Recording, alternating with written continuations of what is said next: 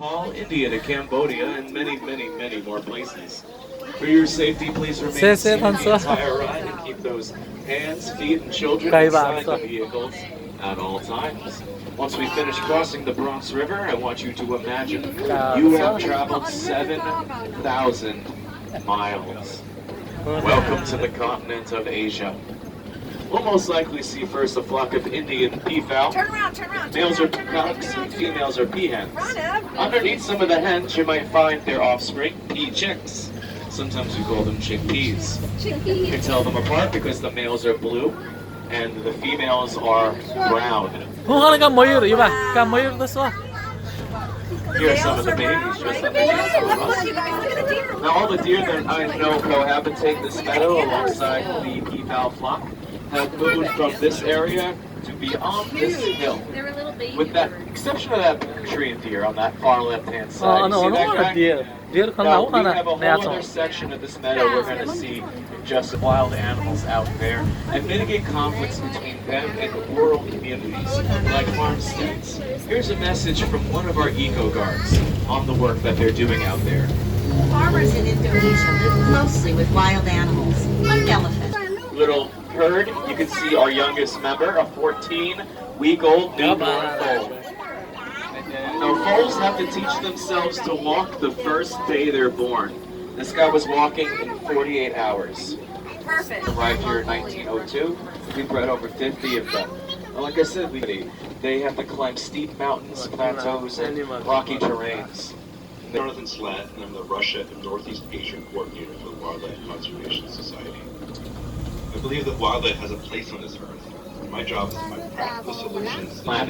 Gore. Up to 6.5 feet India, tall and weigh India gore guide 2,000 to 3,000 pounds each. gore guide A full-grown gaur has no natural predators. Now, the Niva. leader of an Indian gaur Niva, look herd at over is there. a grandmother figure, a mature female.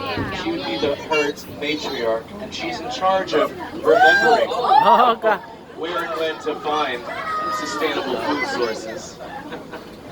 Well, guys, to address what you guys just saw and to keep it PG, I like to quote the Bloodhound Gang. They're nothing but mammals just doing what they do on the Discovery Channel. But, you know, this is part of the family. Males and females actually intermingle within these herds. Males sometimes will wander off, but mostly herds consist of around 40 individuals led by a mature female. Now, she has to lead her family down migration paths to find sustainable food sources. And she has to do this any given time of year, daily basis. She's a Malayan tiger, and she rotates this alongside a Siberian tiger named Anakin. And he's twice her size. Now, she comes from southern Asia, India, Southeast Asia, from humid and tropical environments. She has a coat to match. She has a more vivid coloring of orange and black.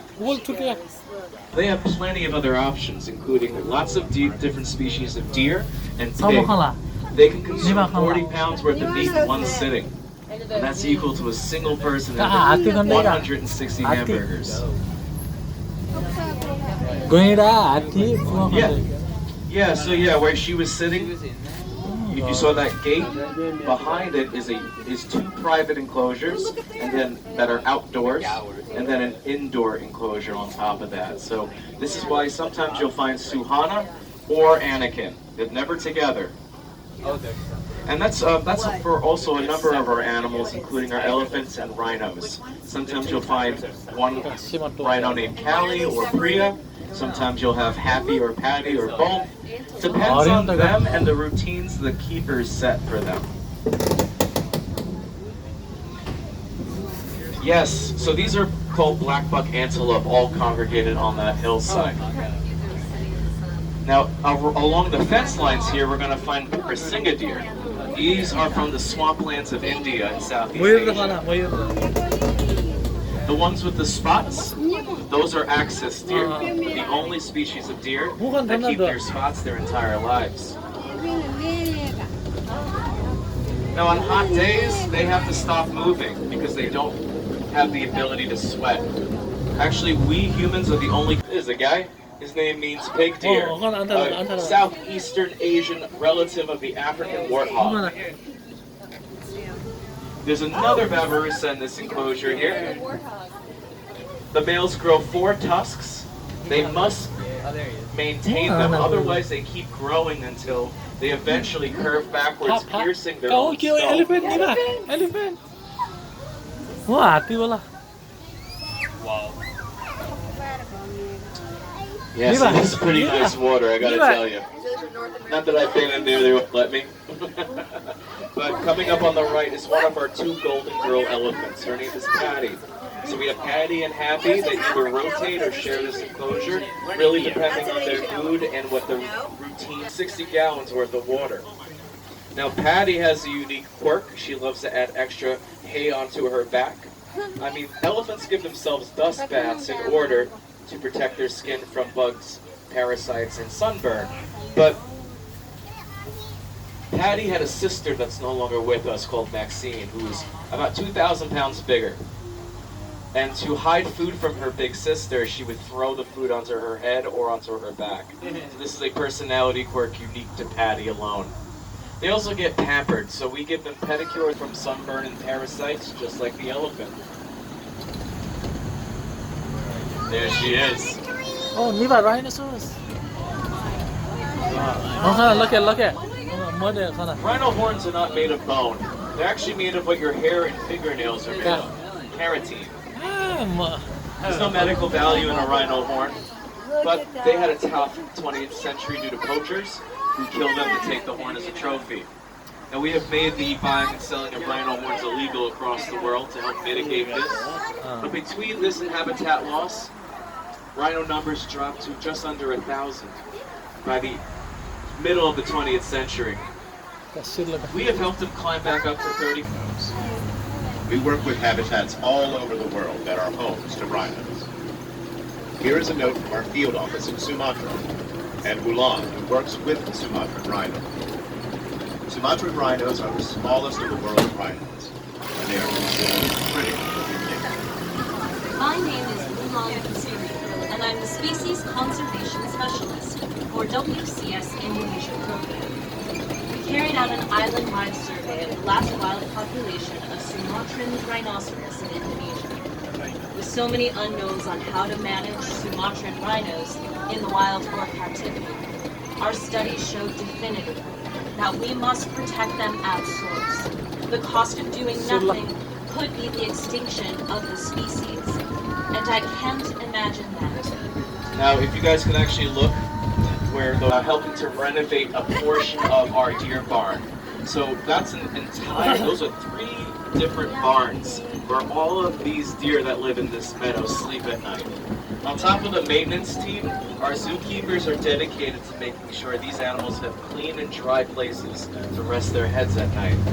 We're going to see a whole myriad of different deer species and one species of antelope. So you see that little guy sitting by the fence and that other little guy? These are hog deer. Their namesake comes from the fact that they are chubby and short, like pigs, and they move like them too. It's really not that deep. Now, in that grouping over there near the rocks, those are brow antler deer. Slim-built and thin-legged, very much like the deer we find here in northeastern America, like the whitetail. Very graceful when they get moving. These large animals are actually antelope. They're called Nigai antelope. These are female. Males are actually blue. And they have horns that shoot up vertically like ice picks. Antelopes have horns, and deer have antlers. Antlers are made of solid bone and are grown and shed every year as a temporary. Looks like a male because I can actually see the fangs coming down from the top of his mouth. Oh wow, you can see it. It's amazing the adaptations animals adapt and evolve into. It's incredible. There's a deer out there with fangs. Who would know? All these animals came from a common ancestor at one point, and then over millions of years, as the landscapes changed, they created new environmental pressures that trigger evolution to change your behavior or your physical abilities. Now, downstream is the first bridge that started our tour. We're 35 feet above the river now.